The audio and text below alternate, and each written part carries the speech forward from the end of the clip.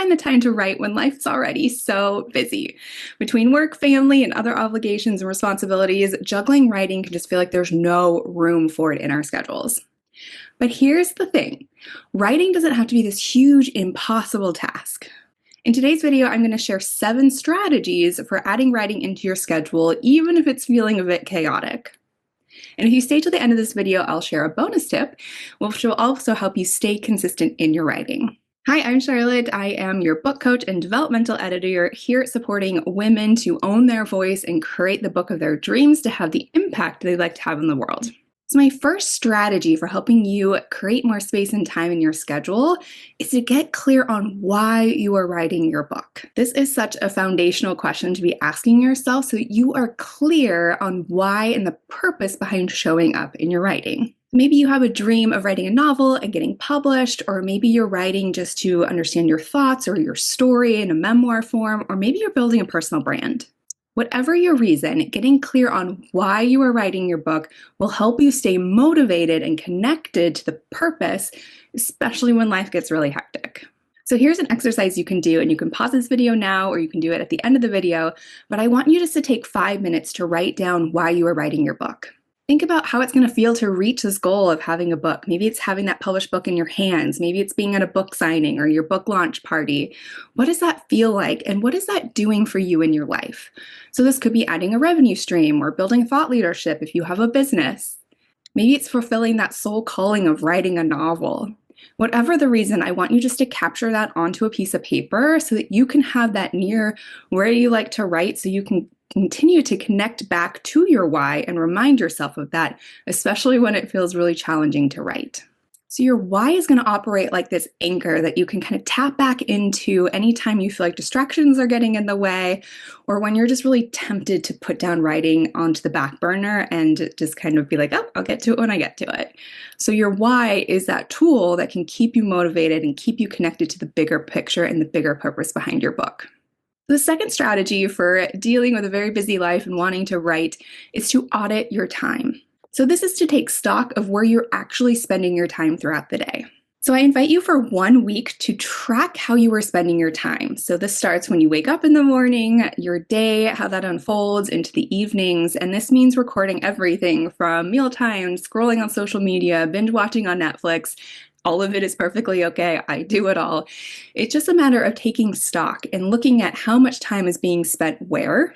Because what's really cool about this is then you can start to look for these little pockets of time that you might be able to then reclaim for writing specifically. So if you're binge watching like 5 episodes of Netflix a night, then maybe shift to 4 and see if you can't spend a portion of that time where you would have watched the next episode actually writing. Same with social media. If you find yourself you're scrolling for hours, then think about how can you curb that back by maybe just 10 or 15 minutes so that you can dedicate that time to a writing session. You'll be surprised about how much writing you can get done in these shorter little sprints. And that's also going to keep you motivated because you're going to start to see, hey, I could get 100 words done, or I could get 500 words done. And you're going to start to see that progress. And every word is progress. So think about how you might be able to assess maybe 10 or 15-minute little segments within your schedule. So this isn't about eliminating your downtime or shaming you for any of the activities that you're doing. That downtime is really important, but this is getting really clear on what little pockets of time might you be able to repurpose to dedicate to your writing. So the third strategy is about scheduling this time. So here's the thing, writing won't happen if you just leave it up to chance. It is about your butt in the seat and putting words on the page. So I invite you to open your calendar, even like right now or at the end of this video, and I want you to schedule maybe the next week or next month of writing schedules. And if that feels overwhelming, maybe just start with the next couple of days, but put this in your calendar as if it is a meeting that you cannot cancel. And again, you can start really small. So this can be like 15, 10-minute increments. It doesn't have to be this like multi-hour long block in your calendar, because that can also feel very overwhelming or unrealistic. So we want to find these little pockets of time where we can just start to build the momentum of getting into our writing, especially when our schedules are already so busy. So this might be, the moment you wake up in the morning. It could be during your lunch break. It could be the first thing you do when you come home in the evening. Maybe even if you're taking a walk, you could dictate to your notes app, the next part of your book that you've been thinking about. So there's different ways that you might be able to connect different activities together, but really just identify, is there maybe 2 to 3 times in the next week that you might be able to have these little pockets of 10 to 15 minutes to write that you can schedule right now. So the first strategy really builds off the previous in being able to embrace these pockets of time for writing. So I know sometimes it can be really tempting to want like a whole weekend to sit down and write, or to go to a beach retreat and just, be in this different environment where you're going to feel so inspired to write. But that's not always how that works. And I know in my own experience, when I've tried to carve out for bigger periods of time to just write, I tend to get really distracted and can't actually sit down and write for as long as I thought maybe I could. So this is about embracing these pockets of time and not expecting them to be perfect or anything other than what they are. So this might be that you're in the carpool lane waiting for the kids, and again, you're on your notes app and you're writing out that next scene or outlining it, whatever feels right. It's about embracing when you have these moments. And again, if you're writing for 10 or 15 minutes, so if you might just be writing a few sentences, but all of that is still progress. So these small amounts of time might not feel like a lot right now, but as you start to track your progress, track your word count, you're going to see that 10 minutes can really add up in building progress towards this long-term goal of having a published book. So the fifth strategy for building and writing into a very hectic schedule is to try and create distraction-free writing environments. And I know that can be really hard if I was just talking about maybe you're waiting the carpool line and you need 10 minutes, but maybe that looks like you don't have the radio on. Maybe that means you turn off notifications on your phone. Same with if you're at home, can be a great invitation to ask people to give you 10 to 15 minutes of uninterrupted time to just sit down and write. So again, it can be just turning off notifications. It can just be asking people to give you a few minutes so that you can sit down and focus. And again, this will help you be able to just really get clear on what you need to do. We're not multitasking. We're not having a bunch of input. You're really allowing that creativity to come to the forefront. So the goal here isn't for this to be some fancy, amazing writing place. It could be that you have a specific desk you set at when you're writing, or maybe there's a specific chair, or maybe a specific tea that you're making.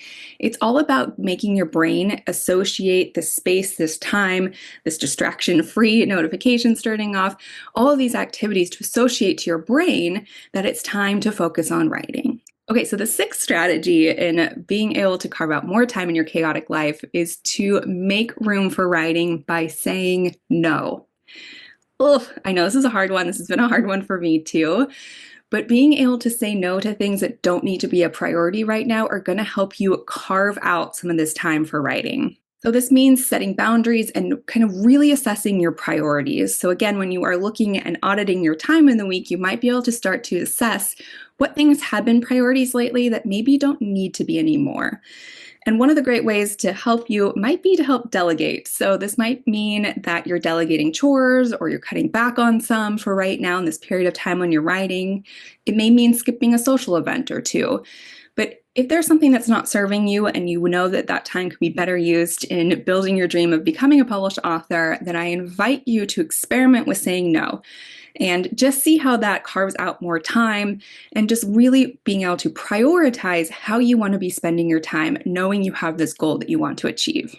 And remember, you're not saying no forever. So if you are missing a couple social events or finding that you're cleaning your kitchen, once a month instead of every other week, it is just about a temporary period of time where you're going after a very large goal.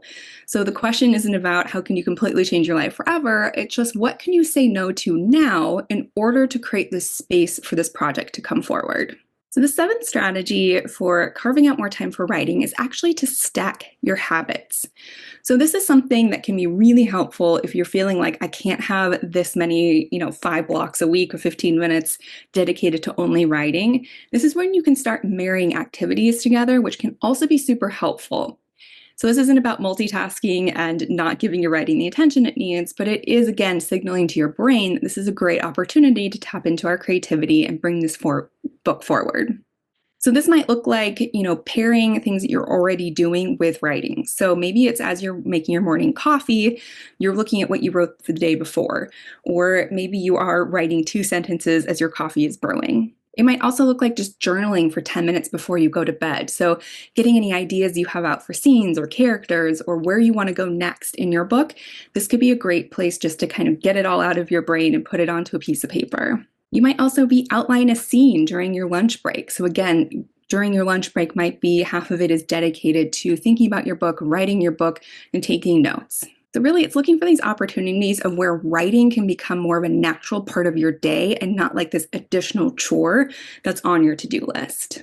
So those are my 7 tips for helping you to carve out more time dedicated to your writing, even though life is very busy and we have a lot going on. And here is my bonus tip. My bonus tip for you is to write forward. So what does that mean?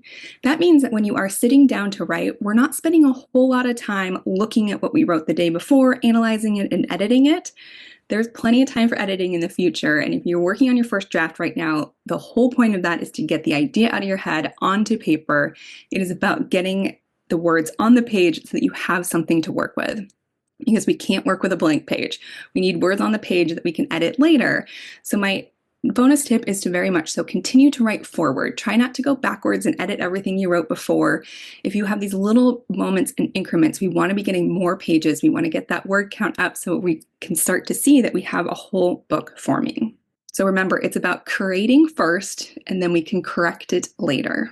Finding time to write when life is busy isn't about finding the perfect moment. It's about making intentional choices and showing up consistently. So I'd love to know, which of these tips are you going to try?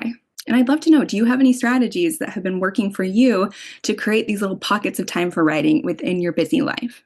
Drop them in the comments. I'd love to hear. If you found this video helpful, please like this video, subscribe to the channel, and share this video with anyone who might need a little extra encouragement along their writing journey.